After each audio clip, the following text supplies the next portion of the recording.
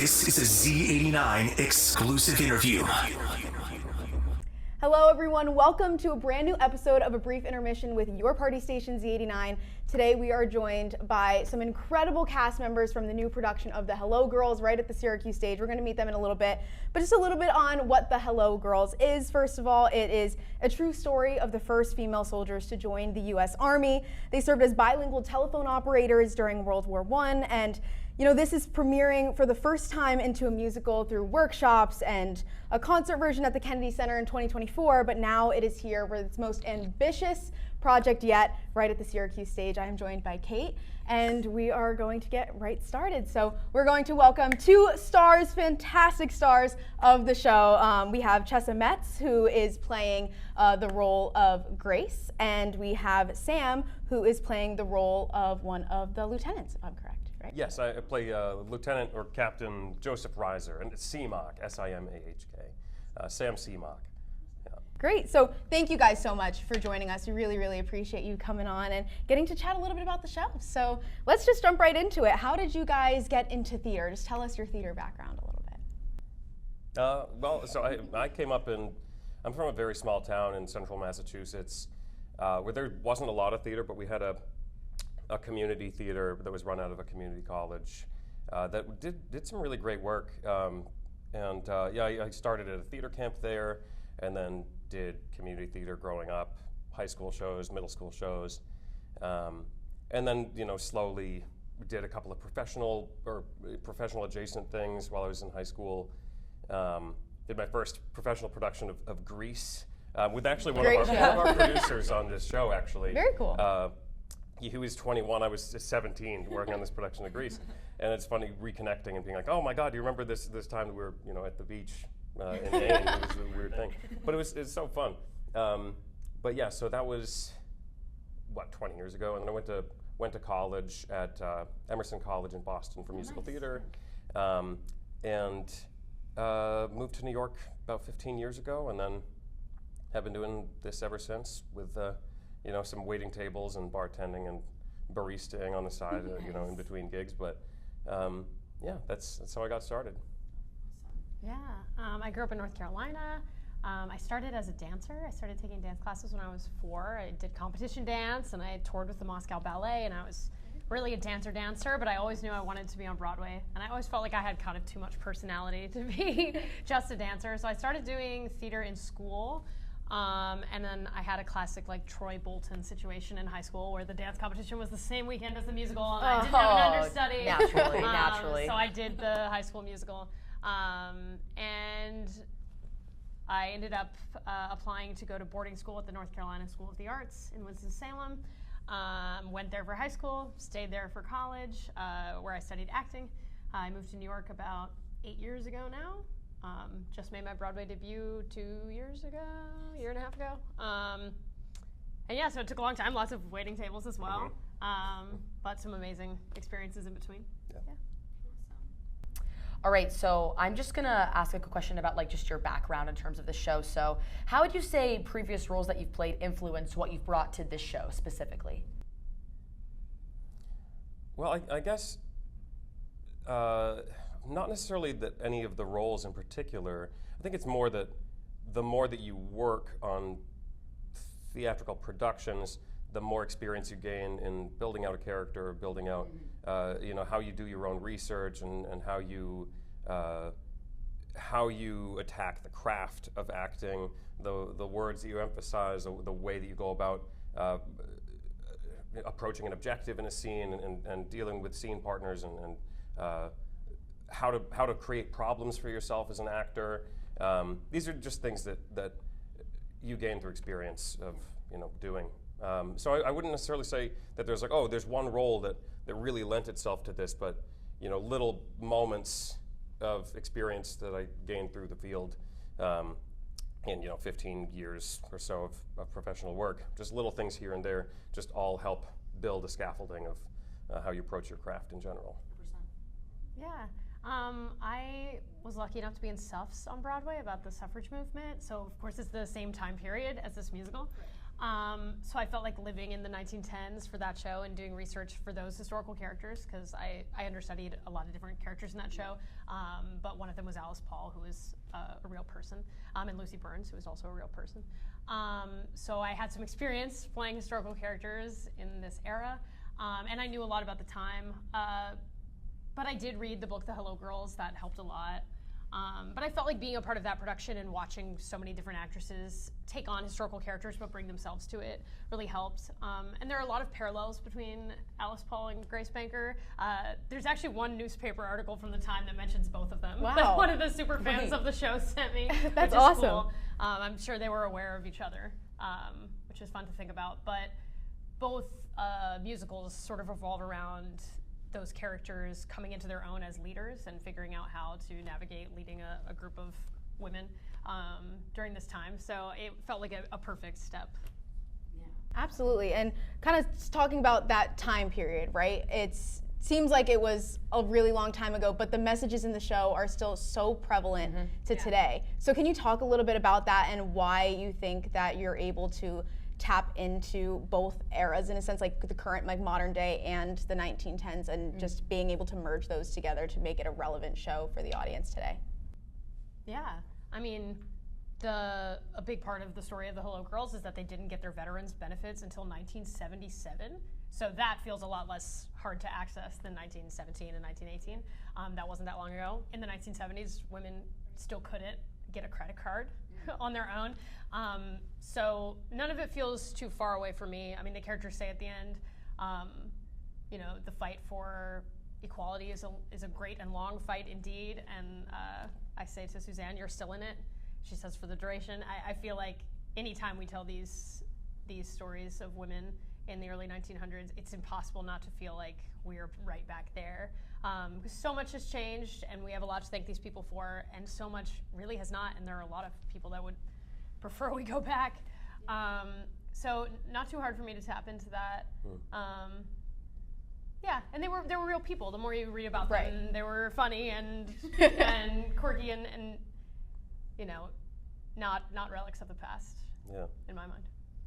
Yeah, it's interesting. We had a question at a talkback that was similar, but when we think about these historical events, and I think when we're younger, we think of historical events as like, oh, that's a black and white movie that is from a different time period in general, not just that we all exist on this timeline of human events. And 100 years ago is nothing in the span of human existence. 100 years ago is, you know, my grandmother was alive, you know, so like. I mean, the 70s was already 50 years ago. Yeah. It's crazy. So it's really not that, it's not that far back. And one of the big themes of the show, especially toward the end, is that we all are making history. Everything that we do, every breath that you take, you're making a choice on where you exist in history. I think in America right now, it's really interesting. We find ourselves at this precipice of, you know, this onset of fascism and nationalism, and I think a lot of people are just closing our eyes to it, and we're like, okay, we don't need to do anything because somebody in history has shown that somebody does something. I don't have to. But there's a danger there in that complicity, in that complacency. And I think this show asks you to consider what your contributions to history will be, whether you are the captain in the army that doesn't want women to be in it, or whether you're one of the women who pushes herself in to make sure that she has a contribution to make. We all have contributions to make, whether they're large or small. Yeah. And I think that's an important thing that this piece argues, and something that I hope the audiences leave the Hello Girls feeling deeply in their hearts. Yeah, so I want to kind of get into more of your like individual characters and like their contributions to the story. So if you could each just tell us more about the characters you play and maybe like your process in preparing for this role and how'd you get into your character's headspace? Yeah, so I just alluded to this, but I play my character is we just sort of call him like the pseudo antagonist of the show. He's he's not like this hardcore villain that is trying to hurt the women's chances of serving at every turn. But he's of the time. He's a traditional minded man, who's served in the Army his whole life and doesn't think that women should serve, not because he thinks they're incapable of being human, but because he is a traditionally minded man that wants to protect women and he wants them to not be on the front lines of battle and doesn't think that they belong there. I think that it's a fun role to play because he does, I don't want to spoil it, but he does have the ability to change and grow and adapt. And I think it's an important thing, again, going back to what we were just talking about, where I think, we can't just view everybody with opposing worldviews as being enemies, especially if they're our fellow citizens in America. Everybody has the ability to change and adapt, and they have the ability, your adversary today could become your ally tomorrow if you give them the room to grow. I think that's what I'm trying to give through my performance. It's been a lot of fun to play. Pete Mills and Cara Reichel, who wrote Pete wrote the music, Cara and Pete wrote the book together. They really have written a nice character arc for Reiser, Captain Reiser, to go through, and I'm just having a great time with it. We say that he's sort of like I think he's sort of a combination between Tom Hanks and A League of Their Own, where he's tasked with being at the helm of this group of women who are forging their way into history. And Lieutenant Dan in Forrest Gump, sort of a hardliner military man. That makes perfect sense. Yeah, but who has room to grow through the story. Yeah, and I play Grace Banker, and in this musical, many of the names you'll hear on stage were real people from the time, but their background and stories are kind of a combination of people, but Grace is the one who's pretty true to her timeline. She was a 25-year-old switchboard operator and chief at AT&T. She was from Passaic, New Jersey. Not that far from where I grew up. Or from where we are in the city. And she is the chief operator of the first unit of the Women's Signal Corps. The Signal Corps did exist before these women were asked to join, but time and time again, the men were confronted with this challenge that women just were better at this kind of work.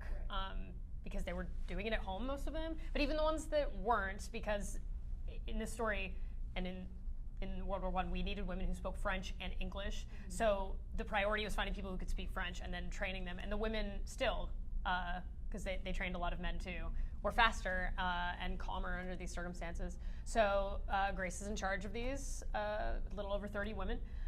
In the first unit. She ends up being one of, I think, 7 women who actually go to the front lines to run the boards there. After the war is over, she has a kind of reckoning with everything that happened and with women's place in the country, which I think we see a little bit in the finale of this show. And she isn't initially one of the women that becomes an advocate for getting their veterans benefits. She has a real hard time with what happened. Does eventually join the fight, but she dies in 1960 and never sees the day. She had cancer. Only less than 20 women actually got their veterans benefits in 1977, and they were all like in their 80s or close to their 80s. So yes, in this story, in the musical, she's our heroine. She's grappling with how to be a leader, how to be in charge of other people. How to push boundaries in this world so they can advance, but also respecting the rules and regulations that she doesn't know anything about. That's a lot of what this dynamic is about. Him teaching her what the Army is like, and her trying to say, well, this is what women are like, and how all that we can do. And as you said, like Reiser has a real journey of becoming like an advocate for these women, and that was true. In World War I, most of the a lot of the people that were fighting to get these women their veterans benefits were the men that served with them overseas. They really helped that happen. That's amazing. So again, this is a new musical right here at the Syracuse Stage. What does it feel like to be a part of a production that's at this early stage right here in Syracuse? But we should say too that there was a production years ago in 2018. There was an off-Broadway production, but they've remounted the show with a different concept, where originally it was an actor-musician show. And we have one of our cast members, Andrew Mayer, who plays Matterson, and he's in the ensemble as well.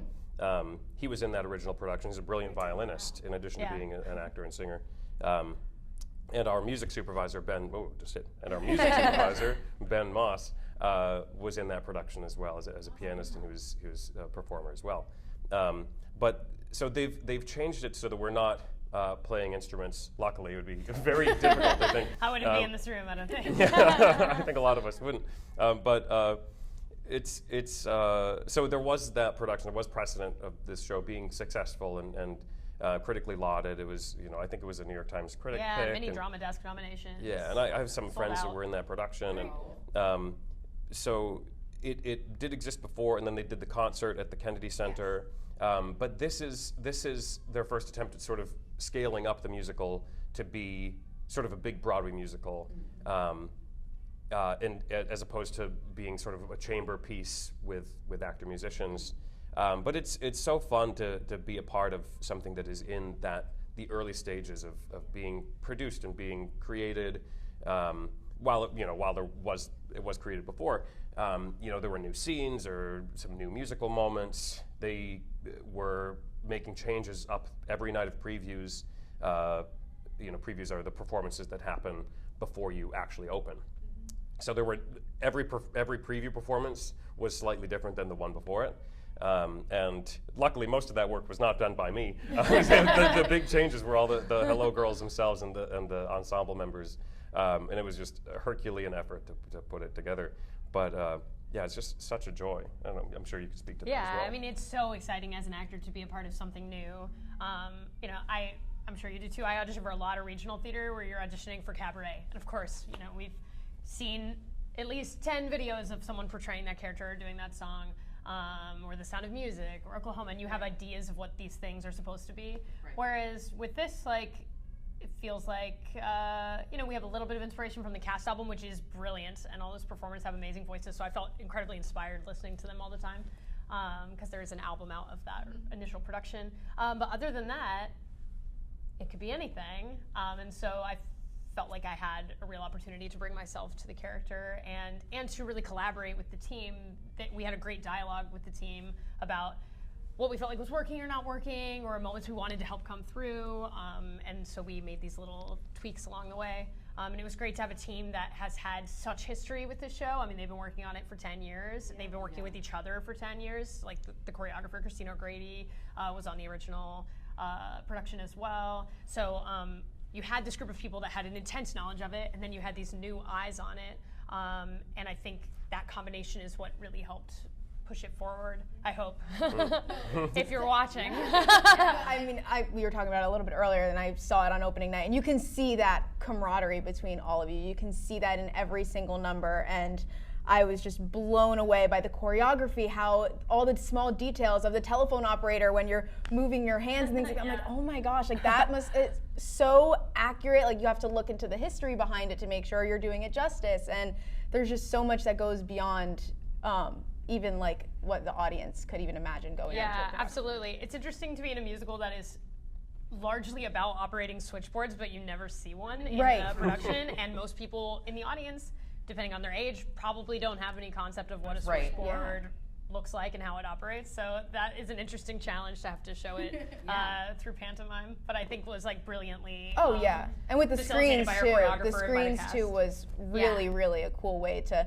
kind of tie in the modern aspect of modern theater, but then also paying homage to the original. Yeah, absolutely. So I wanted to ask a fun question. What's your favorite part of the show and your favorite number to perform? It doesn't have to be something you're in, but just maybe like a key moment that sticks out to you and maybe to audiences as well. I don't want to give away too much about it, but I have a song in Act 2 that is definitely like my favorite thing to perform, and it's probably my favorite song that I've ever gotten to perform in anything in my entire life and career as an actress. So, but I can't really say anything about it without giving it away. But it's a great song in Act 2.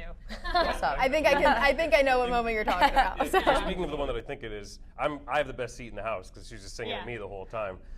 So it's very fun to just be on stage and try and give your support to your scene partner, and also be like, I'm the best support I can give is giving all of these obstacles for her to get through, but also just being there like, yeah, you're a powerhouse, and it's so fun to like watch your friend and colleague just like crush it every night.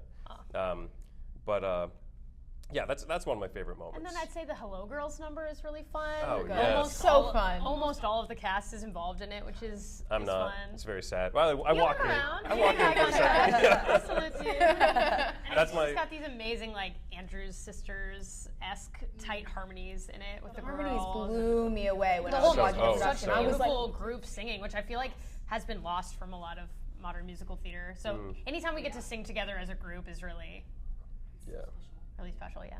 what would you say would be like the like with the harmonies specifically too? Like that's very challenging, making sure you're finding a way to like blend them all together while still dancing. Like I know the Hello Girls is a very dance heavy number as well. Yeah. So what would you say the most challenging part of this production as a whole, or whether it's the harmonies or the dancing, what would you say the most challenging part for you is? Well, I'm sure it's different for the men and women in this one too, because you do a lot of the choreographed movement, and Chessa herself is, I think you're probably on stage 95% of the show.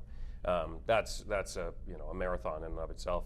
For the men, I think one of the most difficult things is that we're wearing these actual authentic 100% wool, thick So military. hot. It's like World War I recreation Wow. uniforms, and we've built into our tracks and like our performances. It's like, okay, so this number, when all the women are on stage and they're singing Je m'en fiche, let's say, that's when I'm going to take off my jacket and walk through the hallway and drink cold water and cool down Yeah. a bit, Breathe. because then I'm going to put it back on and go back up, and I'm going to be running around for a little bit. Yeah. Yeah, there's that, and then also something that I personally felt a lot of responsibility for, and especially on our first preview, we had all these veterans come. It was a free performance for veterans in the community and their families to come. But being sort of the musical's face of the military, I felt a lot of responsibility to be as authentic as possible. I didn't want to offend anybody, and we luckily had a couple of really solid advisors in this, with Christine O'Grady, who was our musical staging, our choreographer. She had received a lot of feedback through the various productions throughout the last decade on the proper way to give salutes, and that was drilled into us from the beginning. The order in which you salute is very important because it's all about respect, and it establishes the hierarchy of the Army and the armed forces in general. And then we had Andrew Mayer, who I brought up earlier, who plays Madison, who was in the original production. But he has a lot of training in combat and firearms for TV and film and theater. And so he taught us a lot of things about military protocol in the front lines, or on the front lines. And so that was very interesting stuff to learn, and we're trying to pay as much, give that as much honor as we can. Yeah. I'd say the hardest thing for me is just pacing myself as the actor and the performer, like really giving myself the time to go on the arc as the character, because this really is a story about her coming into her leadership, and so making sure I don't get there too early. Especially when you have a 2-show day, sometimes you're in the middle of the scene going like, wait, where am I at in my journey? Because I've already done it once. And then pacing myself as the actor, because as Sam said, like I'm really in most of the show, and there are so many little things that people don't see. Like he's talking about building in moments to cool down backstage. Yeah. Like when I leave from your big song in Act 1, I have about 30 seconds to completely change clothes into my Army uniform. So there's a whole world going on back there that you wouldn't see, and such heart-forward, caring, detailed work going on from the crew and the stage managers who are back there handing us our props, making sure we have water, cueing different things that happen on stage, making sure everybody is safe and supported. So I just wanted to shout them out. I would say like the backstage team at Syracuse Stage is the best I've ever worked with. Ever. They're fantastic. They're Wow. amazing, and we could not do what we do out there without them. And we have a lot of fun back there too. We dance along, and, and we lip sync to each other. And I love that. So for the people who haven't gone and see the show yet, what are kind of your words to them to come and see the show? Why you think supporting not only this show in particular, but then also supporting local like Syracuse theater is important for people who may not be aware that we have such an incredible production right here in the heart of Syracuse?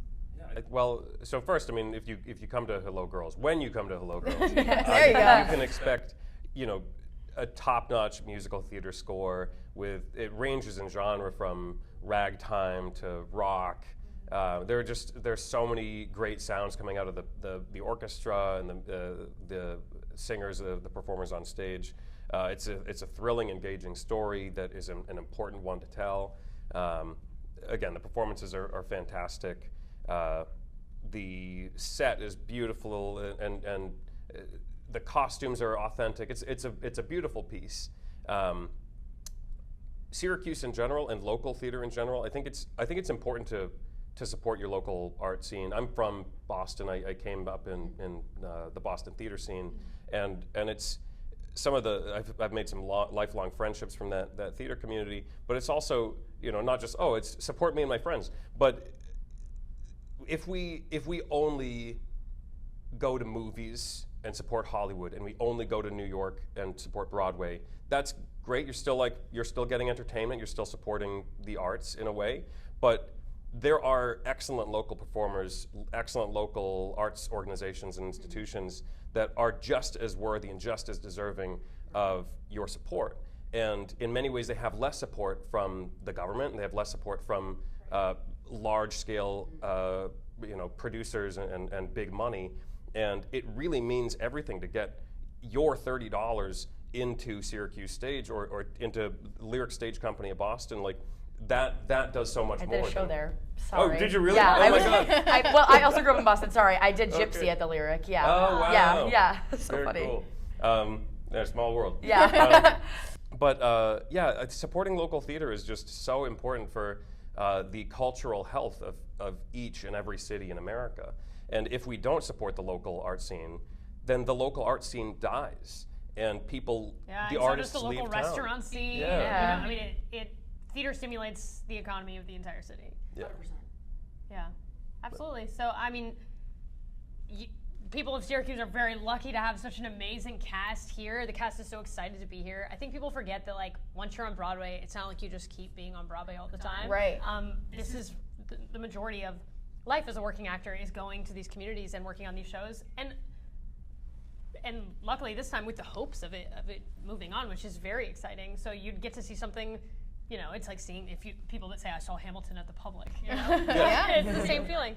There's some amazing performers out here who really believe in this piece, and actors love to act. We love to do it anywhere. Some of the most meaningful experiences of my life have been at these regional theaters, including this one. So I think you'd be crazy to miss it, and it's affordable and accessible now.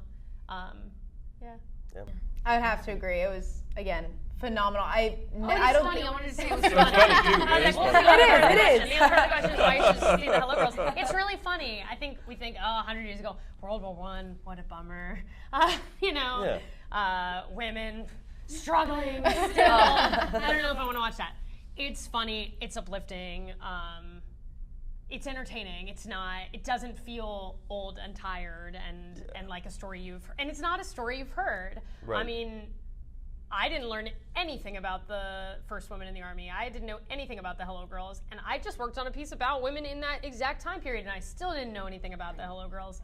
And I think it's really important to tell these stories, and I get excited thinking about, when I was a young person, most of the musical theater you would see was about people falling in love, about men and women falling in love, and that was sort of the one narrative that you saw on stage. And I get excited thinking about young women and young people that will come to see this show and be inspired by the lives of these real life people from not so long ago, and to ask themselves, like you said before, how am I going to contribute? Like when they look back on this time, what will they see that I was a part of, that I cared about? And the show doesn't tell you what that has to be. I think people worry too that semi-political shows will be sort of preachy or preaching an agenda, and I think some of us are just it's a lot. It's not like that at all, and it's very heart-forward, very funny, very entertaining, and very meaningful. Yeah. Well, thank you guys so much again for joining us here for a brief intermission. We're so excited for this production to be here at the stage and just to be able to chat with you guys. So thank you again so much for joining us, and we will be right back after a quick break.